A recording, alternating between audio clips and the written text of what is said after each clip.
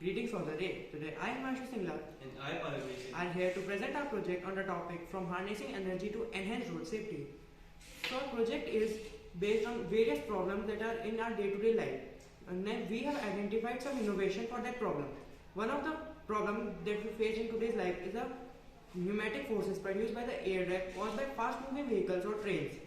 So to solve this problem, we have self-designed a vertical axis wind turbine which rotates through these pneumatic forces and produce electricity.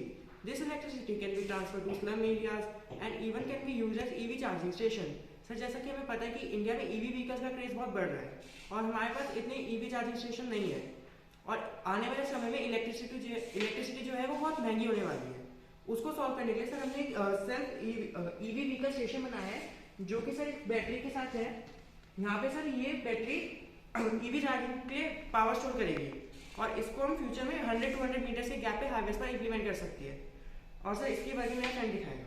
तो sir इधर हमने एक single turbine project लगाया है जो कि sir इस टरबाइन की पावर इस स्ट्रीट लाइट हाईवे लाइट में और सर इस चार्जिंग मॉड्यूल में जाती है जिससे ईवी चार्जिंग मॉड्यूल पे पावर आती है। तो सर इसको मैं वर्किंग करके दिखाने वाला हूँ।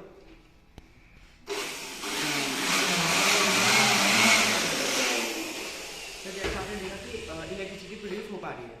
तो सर सेकंड हमारा जो पिछली बार का जो हमारा रीजनल लेवल का प्रोजेक्ट था उसमें हमने एक फ्यूचर प्लानिंग डाली थी कि इस आइडिया को हम DMRC में प्लॉट करेंगे। सर उसका हमने एक छोटा सा प्रोटोटाइप बनाया है जिसमें कि हमें पता है जो DMRC है वो 60 किलोमीटर वो अपनी इलेक्ट्रिसिटी एक तो बाहर से परचेज करती है जो उन्हें कॉस्टली पड़ती है और जो मेट्रो ट्रेन है वो 60 किलोमीटर पर की स्पीड से जाती है। तो उस प्रॉब्लम के लिए हमने यहाँ पे ऊपर की साइड एक विंड टरबाइन सेटअप किया है जो कि एक तो मेट्रो ट्रेन से रोटेट होगा और एक नेचुरल विंड से रोटेट होगा जिससे इलेक्ट्रिसिटी प्रोड्यूस होगी। उस इलेक्ट्रिसिटी को हम मेट्रो स्टेशन में यूज कर सकते हैं उनकी लाइटनिंग में या मशीन्स में या फिर उसके हम स्टोर करके उसे सेल कर सकते हैं फ्यूचर में। मेरा दोस्त आपको वर्किंग दिखाएगा। तो सर आपको अगर बेसिक पता होने के लिए ये एमीटर है जो कि एम्पियर रीडिंग दिखाएगा, ये वोल्ट मीटर है जो कि वोल्ट रीडिंग दिखाएगा। मैं सर यहाँ पे I am simulating speed up to 60 to 80 kilometer per hour. Just a second. तो सर जब मैं इस टर्मिनल पे चलाऊंगा तो आप इधर नजर रखिएगा जैसे इधर लाइट जलेंगी।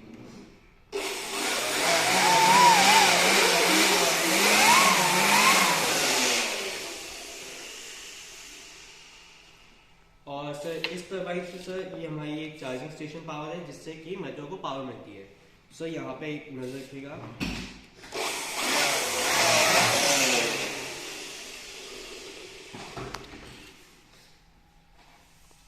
सर इससे हमारी पावर जा रही है उसका प्रूफ है कि ये मेट्रो वर्क करती है। तो दोनों साइड से हमने वर्किंग है। Solution of our first problem. The second highlight of our project is a Bluetooth control car which runs through smartphone app on Arduino. ये किसी भी फोन से कनेक्ट हो जाती है और ब्लूटूथ से चलती है।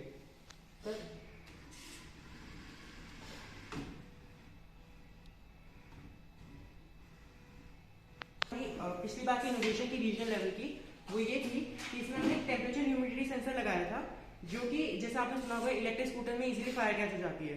जैसा कि आपने न्यूज सुनी कि ओला व्हीकल में फायर लगी, उसको सॉल्व करने के लिए हमने इसमें ह्यूमिडिटी टेम्परेचर सेंसर लगाया था। इस बार जो हमारा मेन इनोवेशन है वो दो चीजें हैं, एक तो डिजिटल मेजरिंग डिवाइस और एक image processing device. Digital measuring device का ये प्रॉब्लम थी कि जैसा आपने देखा है कि जो लर्नर्स होते हैं, जो न्यू ड्राइवर्स होते हैं, उनको कार चलाने में दिक्कत होती है क्योंकि उन्हें ये नहीं पता होता कि उनके पीछे कितनी दूरी पे व्हीकल है। जो हमारे मिरर्स होते हैं उनमें ये तो पता लग जाता है कि पीछे व्हीकल आ रही है बट उन्हें अप्रॉक्सीमेट डिस्टेंस नहीं पता लगता कि लगभग कितने की हम कट कर सके। तो उस प्रॉब्लम को सॉल्व करता है और एक पार्किंग में यूज कर सकते हैं इसमें क्योंकि पार्किंग में आजकल जो कैमरा होते हैं बैक कैमरा वो डाउन साइड को व्यू दिखाते हैं जिसमें बेशक वो पास आने पे बीप करते हैं लेकिन अगर हमारी कार के अपर साइड में कोई ऑब्स्टेकल होगी वो डिटेक्ट नहीं करते। तो इससे कार के अपर साइड में इंप्लीमेंट करके हम उस प्रॉब्लम को भी सॉल्व कर सकते हैं। सर जो इसमें हमारा सेकंड मेन पॉइंट है वो है image processing device. Image processing device की प्रॉब्लम ये थी कि जैसा कि आपने देखा है कि जो विंटर्स का टाइम होता है जहाँ पे फॉगी वेदर होता है या फिर जहाँ पे व्यू क्लियर नहीं होता, लो विजिबिलिटी एरिया होते हैं, उसमें हमें सामने नहीं पता चलता कि कौन सा कोई व्हीकल आ रही है, ऑब्स्टेकल आ रही है। उसके लिए सर हमने ये डिवाइस एस्टैब्लिश किया है। इसकी वर्किंग आपको मेरा फ्रेंड बताएगा।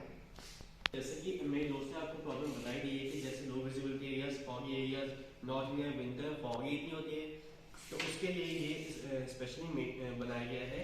और जैसे कुछ एसयूवी पिकअप ट्रक्स में सर यहाँ तक कि कुछ हैवी लोड ट्रक्स में सर काफ़ी ब्लाइंड स्पॉट होता है जहाँ पे हमें इतना नहीं पता लगता, और मान लो ड्राइवर का एक दो सेकंड के ध्यान भी इधर उधर हुआ तो उसमें भी एक्सीडेंट होने के चांसेस बहुत बढ़ जाते हैं। तो उसको सॉल्व करने के लिए हमने यहाँ पे इमेज प्रोसेसिंग डिवाइस लगाया है। सर यहाँ पे और सर ये एआई सर कैमरे की लाइव फीड को लेगा, उसको डिटेक्ट करेगा कि हाँ ये ऑब्जेक्ट यहाँ है यहाँ है, उसको क्लासिफाई करेगा कौन लिविंग कौन नॉन लिविंग, और डिटेक्ट करेगा कि कौन सा ऑब्जेक्ट रोड पे जो है वो कार के साथ टकराने वाला है, और तो होगा ऐसा कोई ऑब्जेक्ट तो वो कार को बता देगा, यानी ड्राइवर को भी अलर्ट कर देगा डैशबोर्ड पे। इसकी वर्किंग मैं आपको फ्रेंड दिखा सकता है। सर यहाँ पे हमारा एक कैमरा है, ये हमारा एआई बॉक्स है जिससे हमने सारा सॉफ्टवेयर किया है।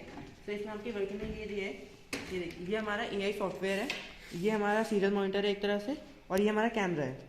अब इसके सामने जैसे हमने कार प्लेस की है, तो सर ये कार आइडेंटिफाई कर रहा है। सर इसमें हमने कोडिंग में अभी सिर्फ हमने कार, डॉग, ट्रेन, बस ये सब इंप्लीमेंट किए। इसे हम फ्यूचर में मशीन लर्निंग के थ्रू और भी चीज़ें कोड कर सकते हैं। और सर इसके बाद हमारा अगला प्रोजेक्ट है, वो आपको मेरा दोस्त है।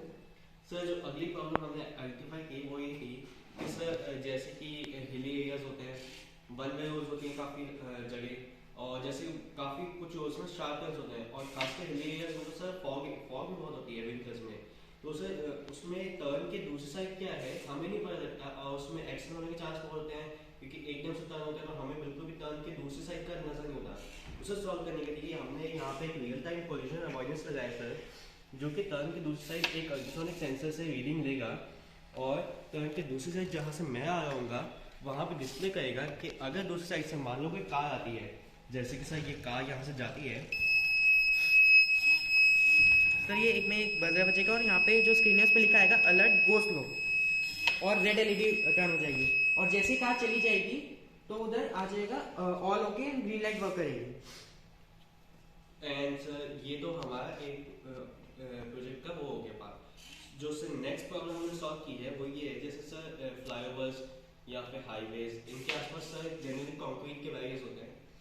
अब सर मान लो कि कार या ट्रक उनसे टकराता है हाई स्पीड पे कोई भी रीजन से, एक्सीडेंट से, तो उससे उसकी जितनी भी काइनेटिक एनर्जी होती है ना सर, वो मोमेंटम पे वहीं पे एकदम इम्पैक्ट करती है, और ड्राइवर को क्या कहते हैं नुकसान होता है, कार को भी नुकसान होता है, यहाँ तक कि वो उसकी जान को भी खतरा होता है। तो उसे सॉल्व करने के लिए हमने यहाँ पे प्रोटोटाइप लगाया है सर रोलिंग बैरियर्स का।